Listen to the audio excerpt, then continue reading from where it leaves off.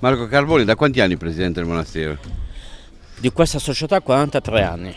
43 anni. Sì. Eri piccolo, bambino. Ero bambino.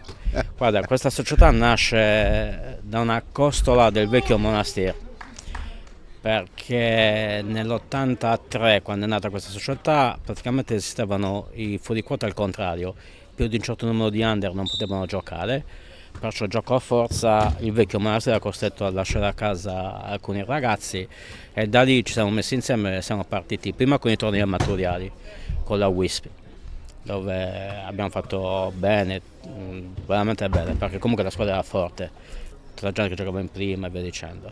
Tant'è vero che abbiamo avuto anche, come posso dirti, il periodo che abbiamo fatto noi la WISP c'erano squadre veramente forti come la Cooper Band, il Monserrato, l'Elmas 91, cioè era un buon torneo amatori. Poi c'è avuto lo schizzo di fare l'esordio in FIGC. Quando?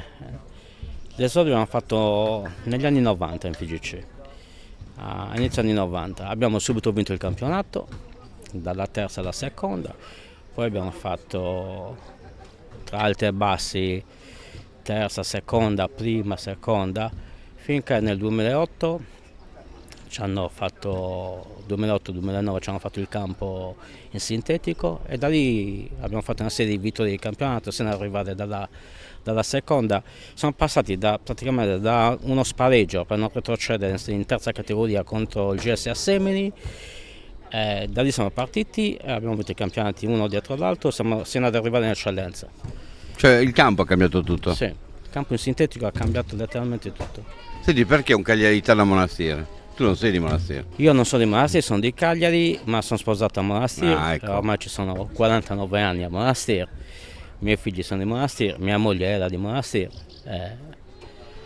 la vita mi ha portato a Monastero. Proprio Monastero. Qual è stato il periodo in tutti questi anni in cui hai percepito che poteva esserci qualcosa di più dell'eccellenza, della promozione? C'è stato un momento prima di questo? Guarda, un momento vero e proprio no. Io ho fatto una cosa, quando abbiamo giocato lo spareggio per non retrocedere in seconda categoria, c'era un allenatore che andava, per quelle categorie andava forte, che era libero. Gli ho detto, ascolta, tanto non hai niente da fare, vieni a vederci, a vedere le ultime partite di campionato. Chi è l'allenatore? Andrea Cossa. Ok, lo conosco, sì. Ok, gli ho detto, vieni a vedere le ultime partite di campionato. Ecco, lo chiamavo Andrea Costa da ragazzino, quando giocava. Duracell. Andrea ha una buona dose di colpa di questo. Lo chiamavo Duracell perché correva, era... Ha una buona dose di colpa per questo successo, Andrea, perché gli ho detto vieni a vedere le partite, mancavano 2 o 3 partite, più lo spareggio.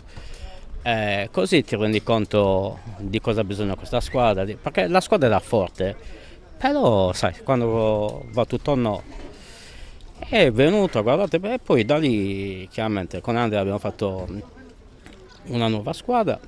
Andrea ha vinto subito il campionato, ha vinto il campionato di seconda, è andato in prima, ha vinto il campionato di prima, è andato in promozione, poi le nostre strade sono separate, però anche chi è subentrato ha vinto poi il campionato di promozione, è andato in eccellenza. Ecco, è stato lui la scossa comunque. Sì, esatto. Cossa? La Sì, scossa? sì, è stato proprio lui a darci la scossa. Devo dirti che anche allora c'era un bel gruppo di ragazzi. Questo significa anche che la programmazione paga, no? Ma secondo Cioè me sì. che non è solamente una questione di fortuna. Oggi non si può più improvvisare. Oggi improvvisare duri 2 giorni. Oggi se non programmi non vai avanti. Anche poi con le nuove leggi, con tutto quello che c'è adesso, se non sei strutturato, se non hai una programmazione, dopo 2 giorni crolli. Abbiamo visto realtà molto più importanti di monasteri che stanno finendo il loro ciclo. Voi avete comunque conquistato una sorta di centralità all'esterno dell'area metropolitana di Cagliari, perché prima c'era comunque il San Sperato in promozione, il Villassor che ospitava l'Atletico Cagliari in Serie D, l'Ussana che comunque faceva anche la prima categoria, cioè il Monastero era un po' la Sì, squadra... infatti io dico sempre ai monastiresi, no? Ho detto, ricordatevi quando guardavate il San Sperate, l'Ussana, il Doglianova, Esatto. li guardavate come dei marziani rispetto al Lo monastero. stesso Senor B che è un Senor B, po'... voi seconda, prima, invece loro in promozione, qualcuno allora, l'interregionale di allora che era, li guardavate come marziani, adesso sono loro che guardano noi, perché purtroppo per loro il calcio è finito, perché ormai a Doglianova non c'è, a San Sperate non c'è, a Ussana sono in seconda. Ma non si farebbe meglio a mettersi insieme? Ma io sono del parere che paesi tipo Monastero e Ussana dovrebbero mettersi insieme. Dovrebbero mettersi insieme. Anche il San Sperate non è più in grandissimi livelli. No, San Sperate proprio non ha, mi sa che è una terza categoria. Io sono convinto che paesi come Monastero e Ussana, che comunque anche ormai anche a livello abitativo si sono mischiati, perché c'è monastiresi che vivono a Ussana, ussanesi che vivono a Monastero, via dicendo, e poi siamo proprio attaccati, diciamo. Perciò secondo me io sono convinto che sono due paesi che si dovrebbero mettere insieme se si vuole stare sempre, diciamo, a livelli buoni. Diversamente si sopravvive. Sì, da presidente non si dovrebbe dire, ma tu c'era un calciatore preferito? Un calciatore preferito, ma in tutti questi anni o No, anche quest'anno? in particolare, No, dai, fare un torto ai a ragazzi, tutti gli altri. Ma assolutamente. ce l'hai, indipendentemente dal dirlo. Guarda, Così tutti possono pensare che è lui, insomma. ti posso dire che quest'anno è stato un gruppo eccezionale. Guarda, ti racconto una cosa. Allora, noi abbiamo fatto la cena di fine stagione, dove ci siamo tutti salutati, via dicendo. E io, credimi, in 43 anni non mi era mai successo una cosa del genere. Ai saluti tutti piangendo, ma dal più grande al più piccolo, tutti piangendo. Io non ho mai visto una cosa del genere, compreso il ristoratore. Io non ho mai visto una cosa del genere. Questo ti dimostra quanto questi ragazzi hanno fatto gruppo e quanto erano amici tra di loro. Ti ha chiamato il presidente Giulini? No, Qualche altro presidente? mi hanno chiamato tantissime persone, tantissimi presidenti di altre realtà, tantissimi presidenti anche fuori dall'isola, tantissimi amici nell'isola, ma dal Cagliari no. No. Eppure avete tanti ragazzi che arrivano dal Cagliari. Guarda, non solo abbiamo tanti ragazzi, ma tempo fa noi al Cagliari gli avevamo concesso il campo per la prima squadra. E mi ricordo. Perché ad Assemini il campo era distrutto per via della pioggia, li Sì. stavano rifacendo. Perciò sono venuti per 4 mesi con la prima squadra a allenarsi da noi mattina e sera. Più veniva la primavera, l'Under 18, l'Under 17 e via dicendo.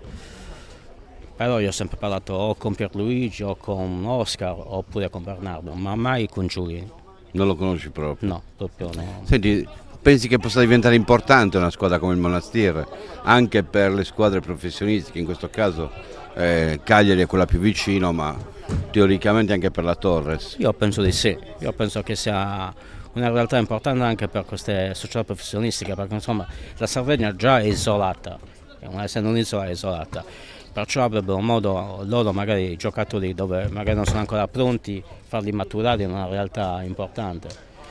Cosa che cioè a noi onestamente ci manca il confronto, perché noi siamo un'isola, siamo chiusi, ci manca il confronto con gli altri. Finalmente abbiamo una realtà a Cagliari, perché purtroppo, vista anche la retrocessione della Ferrini, in zona non c'è neanche una squadra in eccellenza e questo è veramente grave, perché comunque cioè, se in provincia di Cagliari non abbiamo squadre dobbiamo farci qualche domanda. Certo. Perciò credo che per il Cagliari sia un vantaggio enorme avere una società comunque vicina di casa che fa un campionato di Serie D, lo fa anche bene. Poi io non so cosa pensano i dirigenti del Cagliari. Senti, ora cedi il testimone.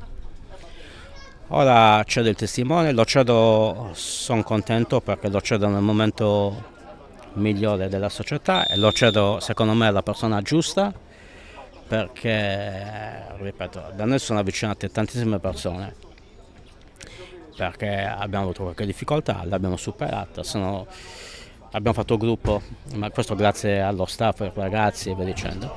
Però ci sono avvicinate tantissime persone, però tutti nel modo sbagliato. L'unico che si è avvicinato nel modo giusto è stato l'imprenditore Romy Fouquet, che si è avvicinato con i giusti modi, ha chiesto, ha fatto, ha valutato, abbiamo messo tutto sul tavolo e ha deciso di sposare il nostro progetto e io credo che sia la persona giusta per portare avanti il progetto Monastir.